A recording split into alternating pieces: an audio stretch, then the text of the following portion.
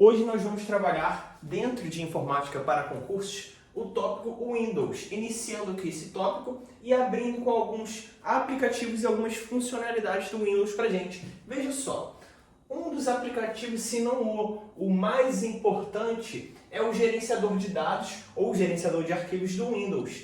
E o que costuma vir em prova? Essa pequena diferenciação, porque o Windows tem várias versões. O Windows XP, o Windows Vista, o Windows 7, o Windows 10, assim por diante. E qual que é a ideia? A ideia atual é que o que mais cai é o Windows 7 e principalmente o Windows 10. Esse daqui já está deixando um pouco de cair. Só que ele tem um gerenciador de arquivos e dados. É como você manipula os dados ali. É como se fosse uma plataforma para você manipular esses arquivos.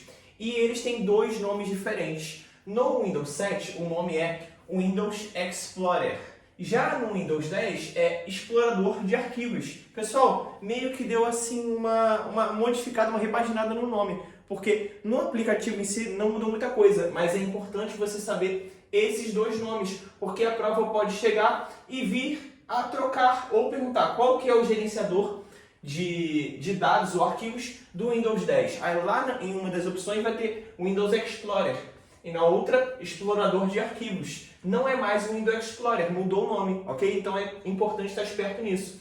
Estou mostrando aqui para vocês, creio eu que a maioria das pessoas já tiveram contato com aquela janelinha que você abre lá na barra de tarefas, ou quando você abre alguma pasta, algo do tipo, você vai lidar com uma janela desse tipo aqui. Veja bem, o que acontece aqui? Vai abrir uma janela e do lado de cá vai ter C, dois pontos, barra, D, dois pontos, barra. Esses são os nossos diretórios, ok? E aqui na parte central nós temos os arquivos e pastas, que é justamente aquilo que você vai lidar, que você vai usar de fato. Mas olha que interessante, na barra aqui do canto direito, eu tenho um campo de pré-visualização, eu consigo visualizar, pré-visualizar, melhor dizendo, algumas informações importantes desse arquivo, se eu clicar nele. E também eu tenho o campo de pesquisa, que é acionado pela tecla de atalho F3. E é importante saber essa tecla de atalho aqui. Volte e meia cai. Qual que é a tecla de atalho na qual eu posso pesquisar arquivos dentro de um diretório? Ali abrindo o gerenciador de dados. É a tecla F3. Beleza? Aí você vai lá e pesquisa o nome do arquivo, rapidamente você vai achar. Às vezes é melhor do que você ficar vasculhando tudo. Tranquilo? Então olha só. Falando ainda sobre os arquivos que se vinculam, à questão aqui do gerenciador de dados, eu tenho algumas propriedades. Para eu acessar as propriedades, eu vou em cima desse arquivo, com o botão direito do mouse e vou lá em propriedades. E eu tenho propriedades básicas ou básicos, Vou colocar basicais. Deixa eu só pegar a caneta azul. Propriedades. Escrevi básicos sem querer. Propriedades básicas e tenho propriedades avançadas, ok? Propriedades avançadas. Mesma coisa, só no feminino aqui.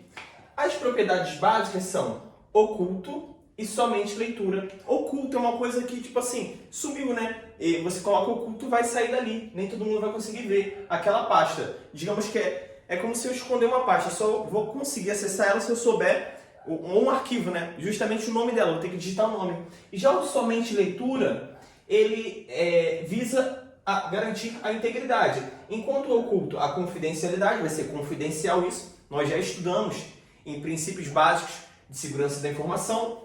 O somente leitura busca garantir a integridade. Ou seja, o que é somente leitura? Eu coloco esse atributo em um arquivo e as pessoas não conseguem modificar ele, ok? É assim, claro, tem como desbloquear isso, mas a ideia é o quê? É garantir a integridade, que ninguém modifique esse arquivo. Tranquilo? Por isso, somente leitura. Não dá para fazer edição. Maravilha, vamos lá. Também temos as propriedades avançadas. Criptografia, que busca garantir a confidencialidade. Criptografia é um tópico específico. Tem aula no canal sobre criptografia. Se você não viu, vai lá em playlists, informática para concursos e veja o desenrolo de criptografia. E compactação, que é eu pegar um arquivo e diminuir ele de tamanho, visando o quê? A disponibilidade. Por quê? Se eu tenho um HD pequeno ou um espaço pequeno para fazer uma transferência de dados, com a compactação, com o tamanho menor de arquivo, eu consigo fazer isso, ok? Então isso gera disponibilidade. Olha que importante também para a gente dentro do Windows. A lixeira, todo mundo já viu o íconezinho da lixeira lá na sua área de trabalho.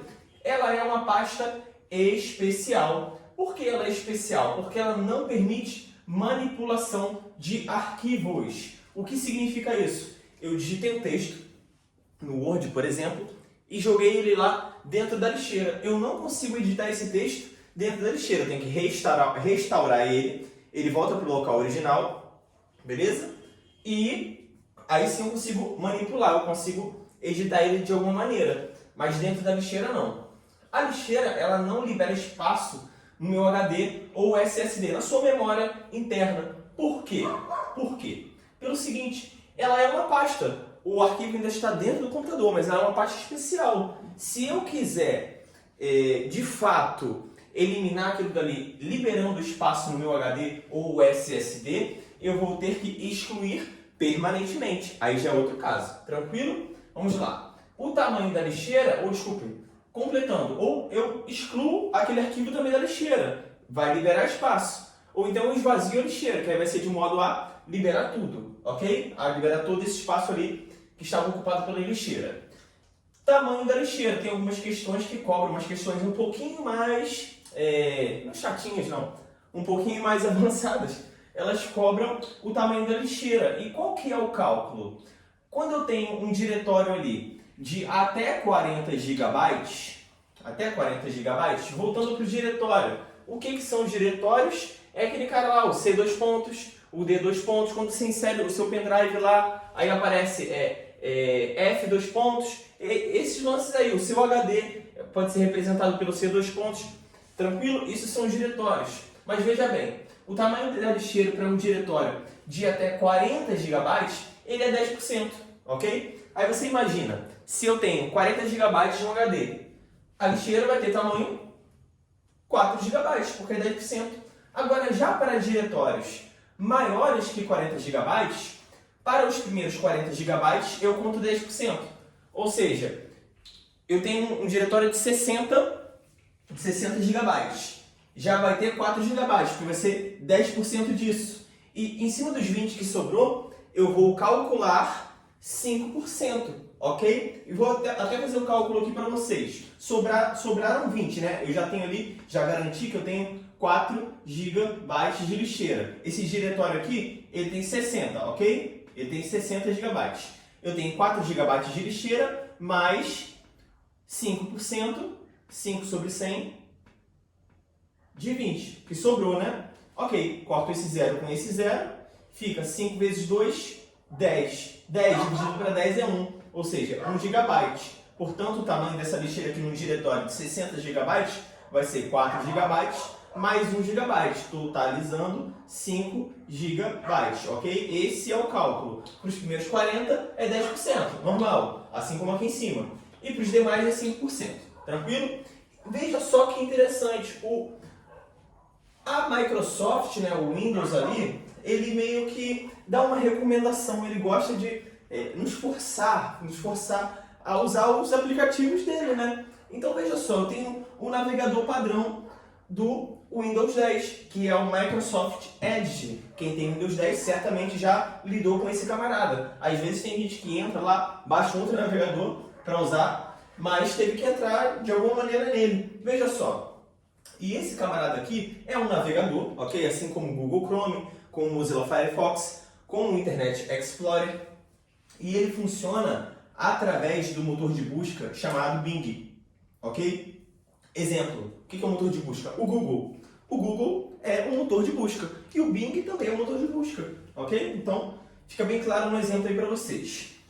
Ele é o navegador, a princípio, padrão, tá? Já vem configurado como padrão do Windows 10, você pode modificar isso depois, mas ele tem funcionalidades bacanas, eu particularmente gosto. Ele é leitor de PDF, mesmo offline. Ele tem o modo anotações, você pode puxar uma canetinha ali e começar a escrever no meio da página. Tem o modo anotações. Tem o modo leitura, que altera o contraste de cor para tornar a sua leitura um pouco mais agradável.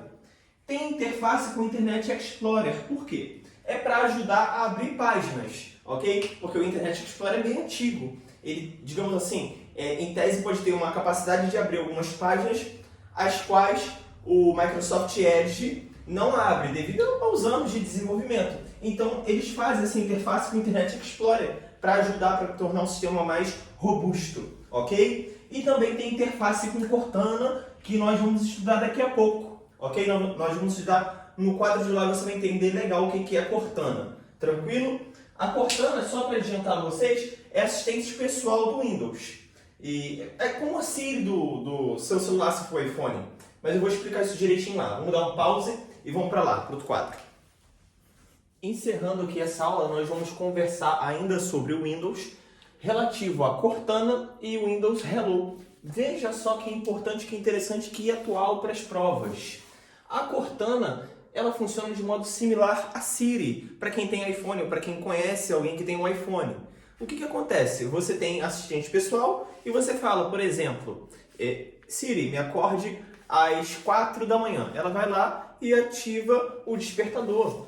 Siri, me informa a hora, me informa a data, me informa a previsão do tempo. Abre um app, um aplicativo, WhatsApp, por exemplo. Ela faz tudo isso, coloca uma música, ela faz um monte de coisa. A Cortana é isso, só que dentro do Windows, ok? Inclusive funcionando através de comandos de voz. Importante frisar, a Cortana tem interface com o Edge. Aí eu coloquei Bing aqui, né, porque o Edge usa como motor de buscas o Bing. Tranquilo? Legal. Para finalizar, o Windows Hello. O Windows Hello é uma ferramenta classificada como ferramenta de acessibilidade. Ela visa garantir a autenticidade, nós já estudamos isso. E ela tem a principal funcionalidade do reconhecimento por biometria.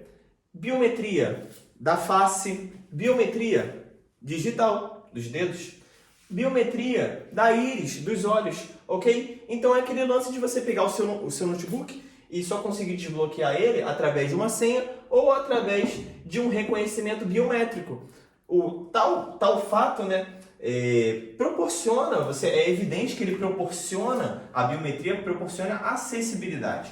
Você imagina alguém que, por exemplo, tem dificuldade em coordenação motora fina, em chegar e digitar. A pessoa pode usar ali um reconhecimento biométrico através da íris para desbloquear o seu computador e fazer o uso da Cortana para usar as diversas funcionalidades ali dentro.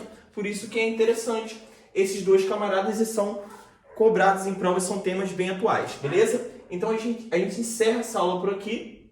Aguardo vocês na próxima aula. Vamos continuar aí na playlist. Quem está curtindo o trabalho, compartilha, curte o canal, se inscreve e certamente vai ter exercícios aí abaixo na playlist. Fiquem com Deus, bons estudos, um abraço.